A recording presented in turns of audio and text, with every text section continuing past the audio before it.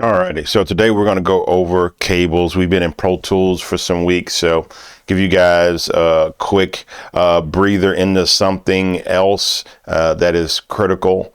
We cannot get to recording if we don't know how to actually connect things together. So today we're going to go over something that is vitally important, and that is cabling.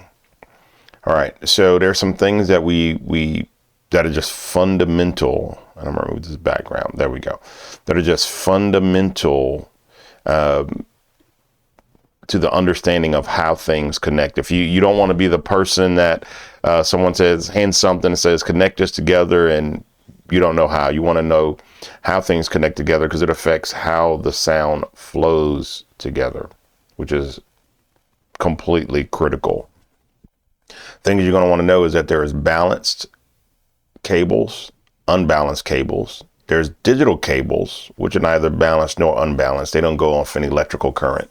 So when it says balanced and unbalanced, think of electricity because that's what it is. Sound moves through copper wires electrically. So when you think of balanced and unbalanced, think of that cord. You guys all have the uncle who used to break the ground off of the electrical cable so it would fit in all of the plugs, right? The electrical cable has 3 prongs, but not all plugs. Now it's kind of mandatory that all plugs have grounds, the 3 prongs. But back in the day, some only had 2. So wise people would break the 3rd prong off, which is totally dangerous. You want to set something on fire. That 3rd electrical prong was a ground. It grounded the signal. So grounded signals in the audio world are called balanced. Ungrounded are called unbalanced.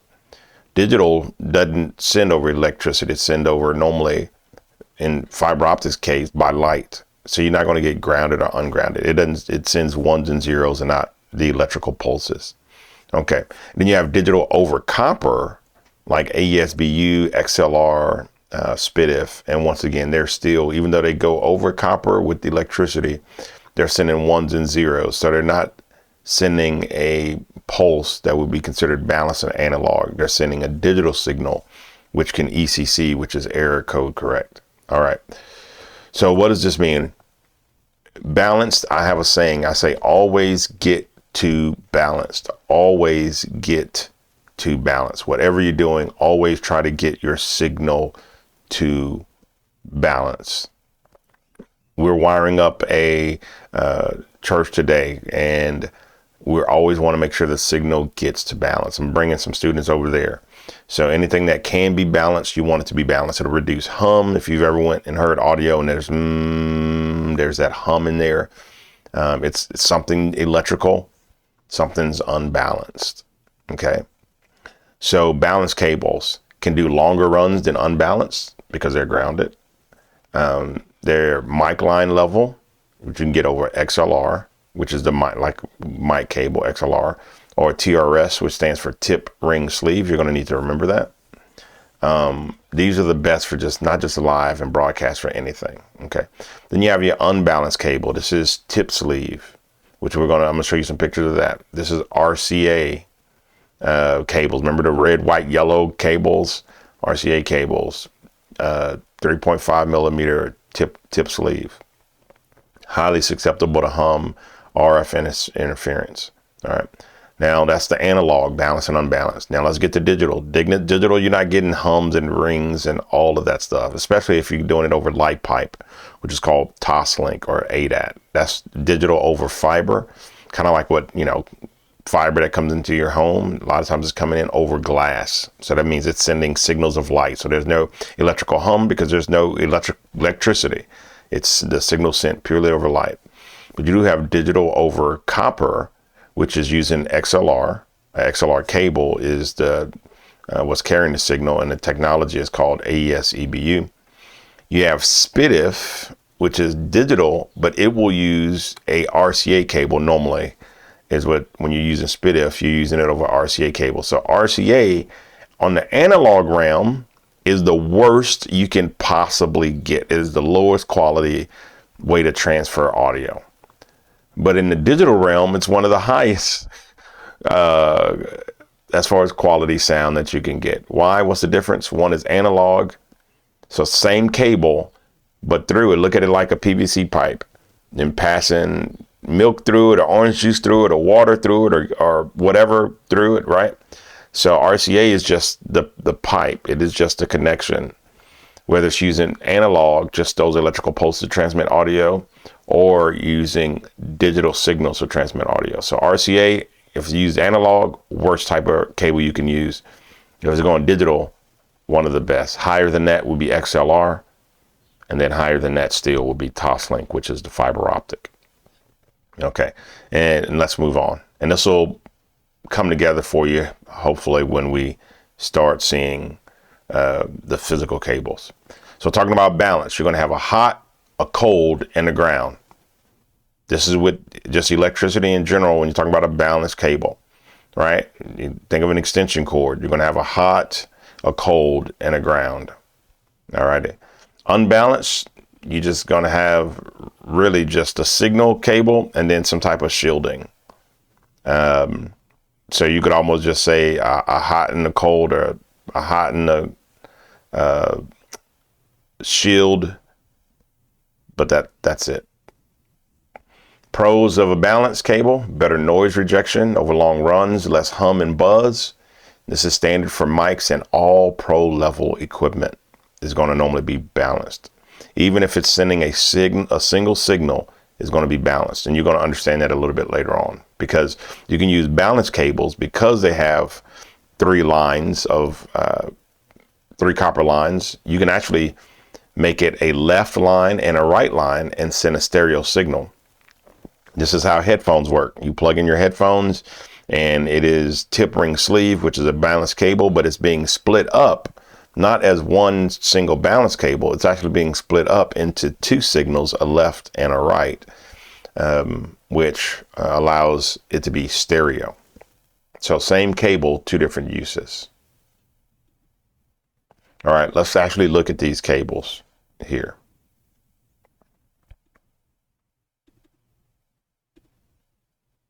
All right, so let's look at these cables here. So you have this XLR cable, right? And looks like your typical mic cable, but it's being used not for analog signal. Once again, the cable is just a PVC pipe. You get to decide what you run through it. You plug in a microphone, it's a mic cable. You plug in a mixer, then it's carrying an analog signal, but for mixer audio. You plug it into something digital, now you have digital AES-BU, highest quality signal, right? A digital signal. Same cable, different purposes. Next is your RCA cable. If you run it analog, then horrible, worst type of signal you can get. Doesn't mean that it's going to sound bad, but it's the lowest quality, lowest distance and run, not grounded. Would never try to use this in any professional application. Is it used in some professional applications? Absolutely. But this is your last go-to normally. Now you use it for analog, not so great. You use it for digital, SPDIF, it works. And then Toslink, which is the highest grade cable, because you can run great distances with zero signal loss, because it's not electricity, which degrades over time. Per foot, you're losing signal. Toslink, not the case. Can't run it necessarily forever, but you get a high quality signal at the other end. And this is glass. It's called light pipe or Toslink. There's glass inside of that cable. Let me see if I can make this allow my mouse. Yes, show cursor. All right, moving on.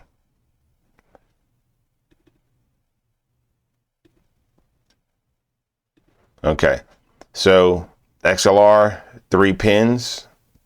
So if you're using it analog, that's your mic cable, a line level cable. You use it for mics, stage boxes, patch interconnects, which a lot of times you're just going to use balanced or unbalanced patch cable, but patch bay interconnects, intercoms, broadcast audio. Next is your 1/4 inch tip ring sleeve. Now these aren't all 1/4 inch. So I don't know if you can zoom in on that. Here you have 1/4 inch, which is here. And this is tip ring sleeve. You know that because you have two black bands. I don't know if you can see it on your end, but there are two black bands here. And those black bands are keeping this electrical signal from grounding. You've probably seen this before in headphones or somewhere plugging something in. It's very common. So you have this first silver part, the tip. Then you have this second silver part, the ring. And then you have this third silver part, the sleeve. And signal is sent on all three of these. Okay, that's how you have like a left and a right and a ground. Okay, these black bands keep the electricity from grounding out. Think of a car battery. You touch the post, it grounds out. It's called a short circuit. So you have to put some type of band in here to keep the signal from the electricity from short circuiting. Now, a smaller version of this exact same thing is a 1/8 of an inch. So you have a 1/4 inch, you have an 1/8 of an inch. Here, same tip ring sleeve, you have the double bands. But you can also get these in tip sleeve. So here's tip sleeve, it only has one band. So that's an ungrounded, one signal ungrounded. Both of these are one signal grounded, which makes them balanced. But you can use them for stereo, left and right. And the same here, tip sleeve. So this is 3.5 millimeter or 1/8 of an inch unbalanced tip sleeve. This is balanced tip sleeve. And if you can't see those pictures, you can just try to zoom in or Google it and you'll get a better example of those. All right, here's mini XLR. You see these a lot of times when people are talking live, you're speaking at an event, you're going into your lavalier, your body pack transmitter is going to be a mini XLR. It's just like the big XLR, the big one here, just shrank down. You also see them in professional cameras like Blackmagic cameras where they don't have room to put a full size XLR. They'll put one of these mini XLRs. Okay, here you go. Here's a better picture. So this is unbalanced. This is a guitar cable or just an unbalanced tip sleeve cable.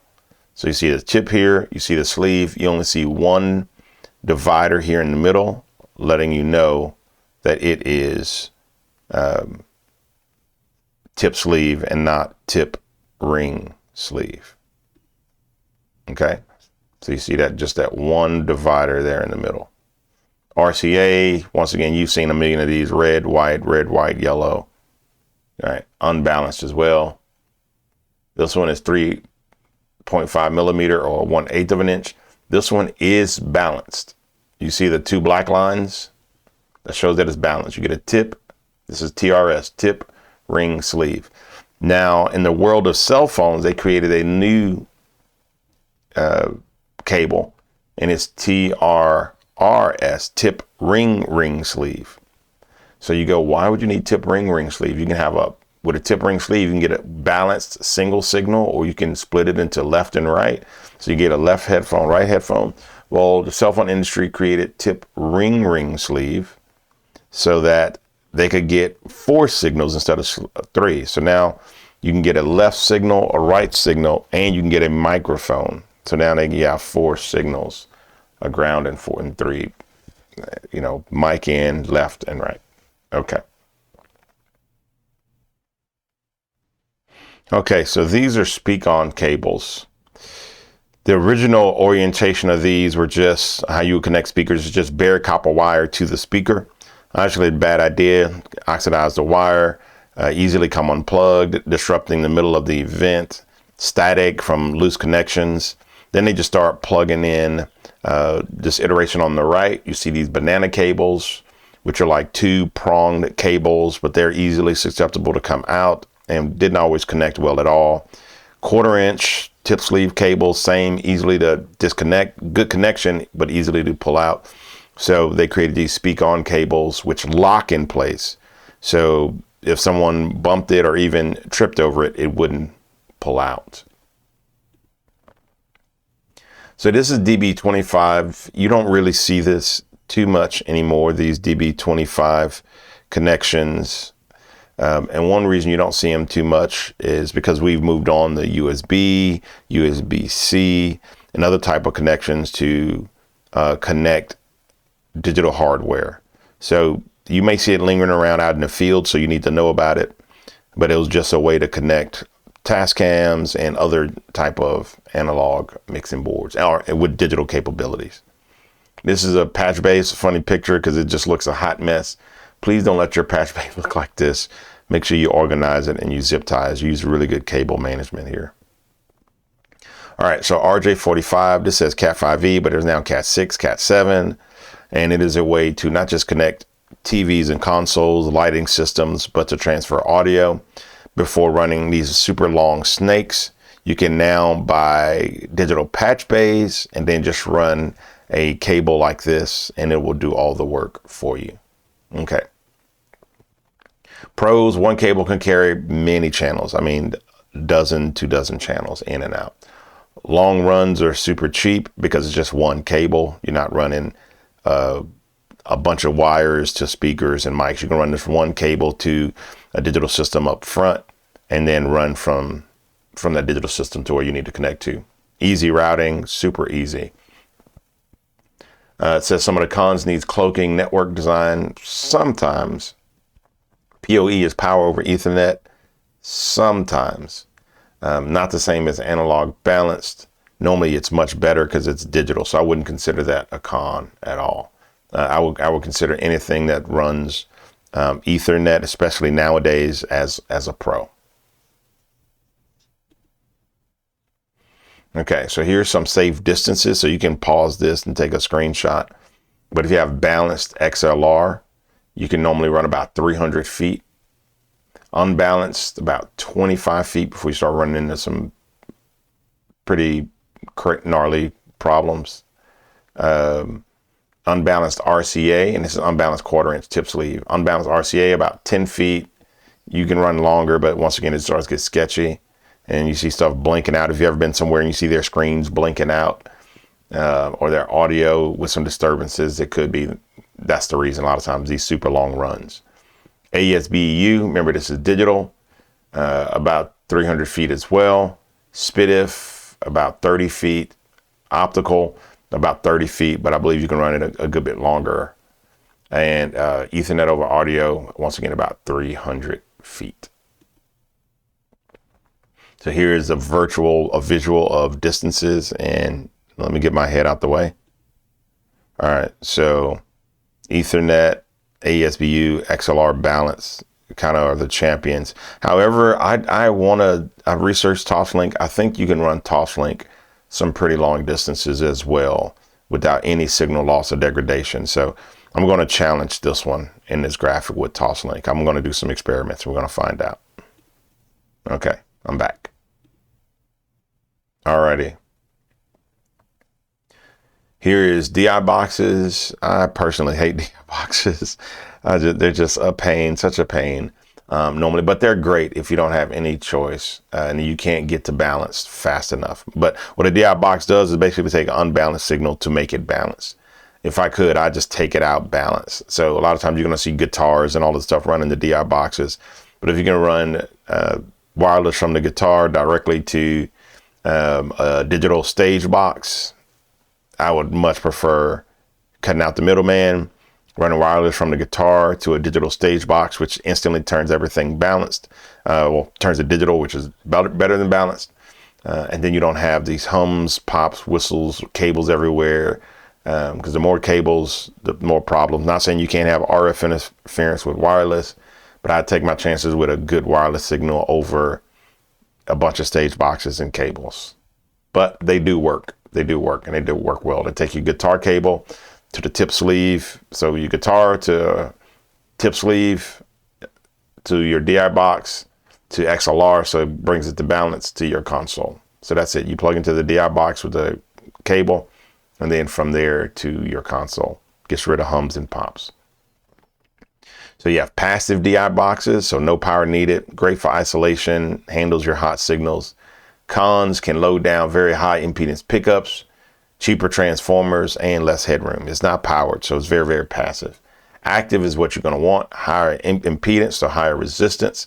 Can provide gain buffering, consistent tone. It's going to give you power for longer runs.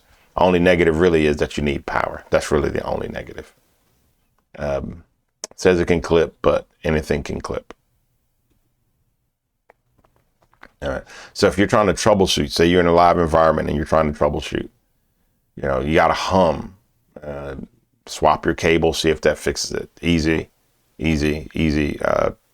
quick fix, swap your cable. Reduce your run length. A lot of times if it's run too long, you're going to get signal loss and degrade. Convert to balance, get to balance, always get to balanced. Break ground loops. So use a ground lift. There's a button a lot of times on back of stuff that you flick it, it lifts the ground and it can break a ground loop. And then check power and dimmers. I was getting a hum in my office at home. I converted my shed, or built the shed office, if you will, in my backyard, and we just had the worst hum. It was because we had a light switch dimmer, and I had LED lights. I have LED lights that don't dim, so that switch was creating this hum in my office.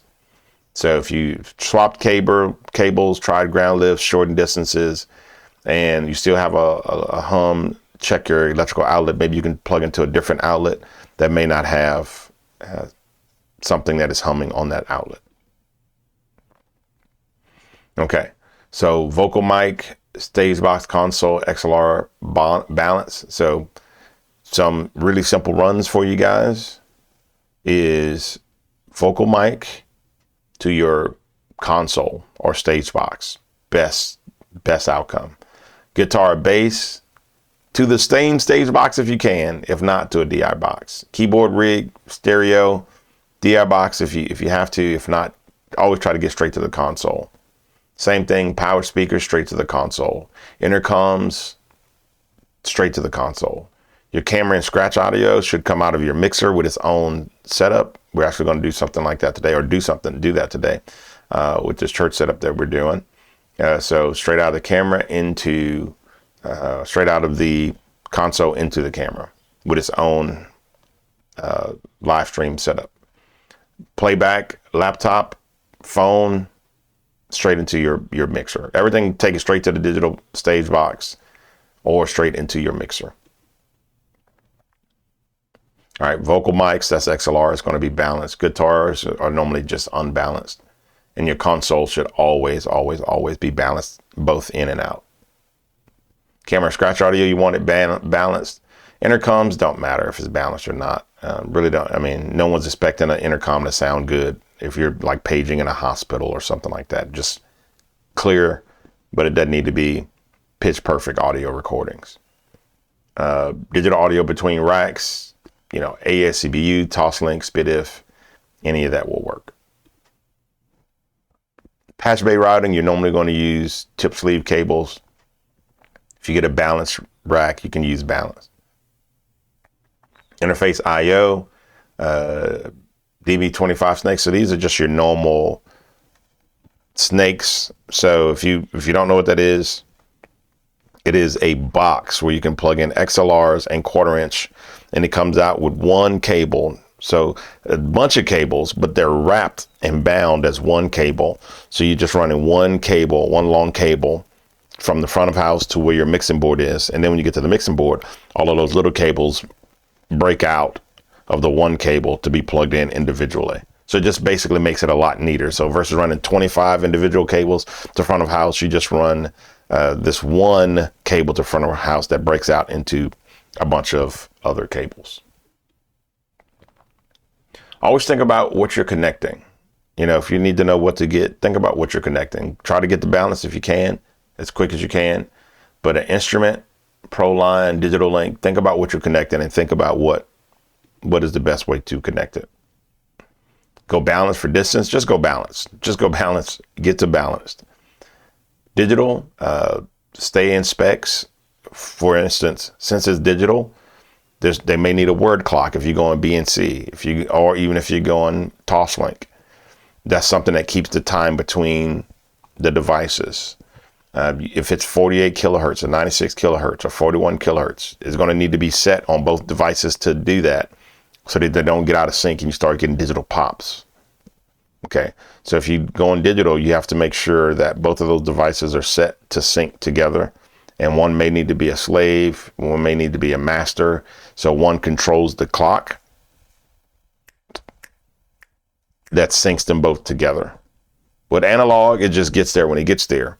But with digital, especially moving at the speed of light, it needs to stay in sync so that the audio doesn't get there before, say, the video, and it sounds like you're speaking to, you know, the words are coming before your mouth is moving, or vice versa, and you don't want to get digital pops and clicks. So they need to be synced.